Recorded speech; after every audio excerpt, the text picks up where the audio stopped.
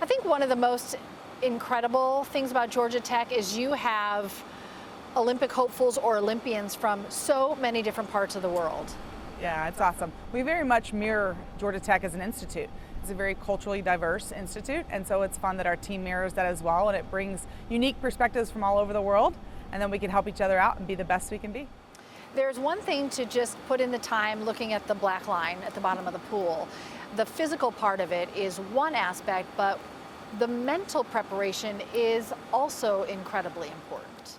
Absolutely. I think, especially at this time of year, you want to continue the training, but once you get to the meet, it's like 90% mental and then 10% physical because you've done the work, but putting that preparation in is what's most important, and then keeping a good mindset throughout the training process because swimming's a tough sport.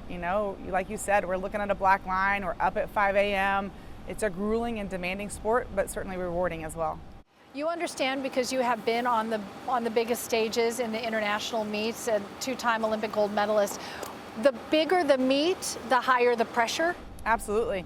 I think, it's international, it's everybody, and it's the fastest people in the world. So absolutely gets more and more pressure each time as the meet gets bigger. Talk about how swimming's evolved, because it feels like every time I see, a time I think, oh, I don't know who's going to beat that, and someone does. How fast is the sport changing? Yeah, definitely super fast. It's kind of amazing. I look back when I swam and nutrition wasn't part of what we talked about. Neither really was mental preparation. Strength and conditioning was there, but not to the level that it is now. And so much has changed. We actually talk about that each year as NCAA's gets faster. We're like, how fast can we get? Like, what is the fastest that somebody will be? And nobody knows the answer to that, but suit technology has changed. All kind of stuff has changed to help continue to make athletes better and faster and stronger.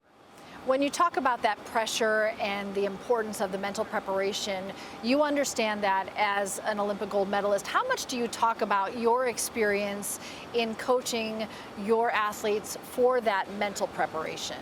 Yeah, I think it's a pretty individual thing. A lot of people, like to talk about it. Some people don't like to talk about it. And so I just take it individually and see, okay, who needs what from me from a physical preparation standpoint and then from a mental preparation standpoint. But I'm happy to share my story if they want to listen to it and kind of take some bits and pieces and make it their own story. I'd be like, okay, when's the slideshow? I want to hear all the old stories. What do you got for me? Yeah. No, luckily, we no social media, because that's changed things from pressure-wise, what the expectations are. And so I feel grateful for myself that I was able to just kind of go out there and race. There's a lot of different pressures now, again, with social media and everything getting faster. And so we just try to prep them as best we can and go along on the journey with them. That's such a good point because, it wasn't that long ago that you were on the podium, but so much of the world has changed since then. You were able to focus in a way that swimmers now can't because there's so many distractions. Absolutely. It's amazing to me what can be put out on social media, positive and negative. And, I try to stay away from it as much as possible because anybody can critique you, but they're not in your shoes, whether that be as a coach or as a swimmer. And so, like I said, I'm grateful I just got to go out there and race and be me. I didn't have to worry about what other people were thinking and that it was going to be put out on the internet. What are your favorite memories of your time at the Olympics? Certainly, the first night when I swam with Amy Van Dyken, Jenny Thompson, and Dara Torres, and we broke the world record. So that was really cool. And Jenny actually broke Bonnie Blair's record of a number of medals with that race. So we got to do a ton of media. Didn't help my performance the next day, but that's okay. And just being with my teammates, and then when swimming was over, because it was the first week, we got to go see other sports, and that was just awesome. To go cheer on Team USA at other sports was so much fun. I got to go to track and field, and I got to go to beach volleyball, which was special to me because I played volleyball in college, and I got to see a little basketball and water polo. So it was a ton of fun to be just there as an athlete, but not a competing athlete when we were done. So much has changed in swimming, but nothing's really changed in terms of the draw of the Olympics. That is one thing that has stood the test of time. There's something magical about the Olympics that brings us all in and brings the world together. Yeah, absolutely. It's, it's the top level of any sport, and it brings all the countries together, and you're competing, to represent your country, and it's an amazing event, and everybody's there for the same reason, right? And so it's just a ton of fun. And especially being on Team USA for me, that was amazing because we were top in the world. And when I, went to Australia, swimming is the #1 sport in Australia. And so it was a big rivalry. So it was fun to kind of go head to head with them in their home country. And, the Australians were super supportive, but it was fun. It was a big rivalry. You've been head coach here for 15 years. You walk into this building every day. Does it ever get lost on you that this is the 96th venue and you see the rings there on the back wall? I don't think it gets lost on me, only because I'm super grateful. Every day I walk in here and I'm grateful that I get to be here and I get to coach these athletes and be in this venue. And, it's just a special place, and I walk in and I just smile every single time. I know that we have an amazing facility, and I'm super grateful for it. You have such a unique perspective of being an Olympian as an athlete, coaching Olympians, being the head coach. What's the most gratifying part of maybe that full circle experience that you're getting that's rare and really special? Yeah, absolutely. For me, it's absolutely 100% seeing those athletes achieve their goals and dreams. They put it out there and we work towards it, and when they actually accomplish it, it's just an amazing feeling for them and for me to know that I was a little bit of a help along the way. And how lucky for all of us from Metro Atlanta to have so many people, so many connections, so many people to cheer for when the Olympics comes around. It just feels like kind of our hometown event. Yeah, it's awesome. I mean, Atlanta's a special place and has lots of fantastic athletes in many different sports, and so it is fun, a little kind of small community within a larger community. I want to ask you about Nick Fink. Okay.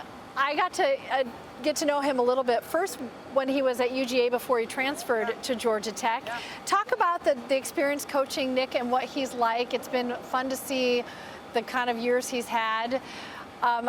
Seems to me that there's this dichotomy. He's quiet and kind and humble, and then something switches and he's so fierce in competition. He's so much fun to watch. So Coach Mike Normant led his training, and it was a ton of fun to watch him, like you said, come in kind of, quiet but determined. I think that he just knew what he wanted and his goals, and still does, and I'm excited to see, what he can do this summer for Team USA, for sure. But he is a very unique person to come here to get a master's degree while training and continue to achieve and want to reach his goals. Kaba mentioned it, Burke mentioned it, that he was also a great mentor, was very kind and really helpful to his peers in the water here. Yeah, absolutely. He was a very good person to lead by example in terms of training. He really took training to heart and really was specific with his training and loved training, and he shared that with our group, which was awesome.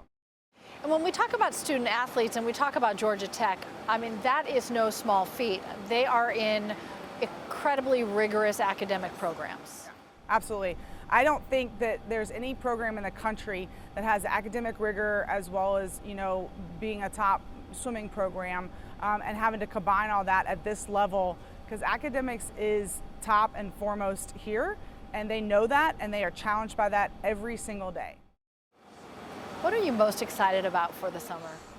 Just again, seeing our athletes achieve their goals and dreams. It's so much fun every time they do it. They take a different step and a new step in that direction, and when they achieve their goals, it just makes me smile all over. I love it for them.